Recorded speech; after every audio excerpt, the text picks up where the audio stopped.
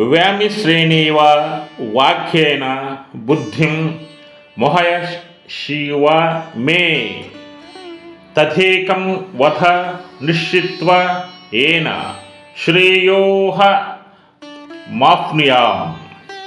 భగవద్గీతలోని ఈ శ్లోకాన్ని ఎవరైతే 11 రోజులలో 11,000 జపం ఎవరైతే పూర్తి చేస్తారో వారికి శ్రీకృష్ణ భగవానుడు స్వప్నంలో కనపడి వారి యొక్క యోగక్షేమాలు కనుగొని వారిని చాలా గొప్పవారిని చేస్తారు. ఇది సాక్షాత్తు శ్రీకృష్ణ భగవానుడు ప్రపంచానికి తెలియజేసిన మంత్రం. అందరూ తప్పకుండా ఈ మంత్రాన్ని జపం చేసి శ్రీకృష్ణ భగవాన్ యొక్క అనుగ్రహాన్ని పొందవలసిందిగా కోరుకుంటున్నాం.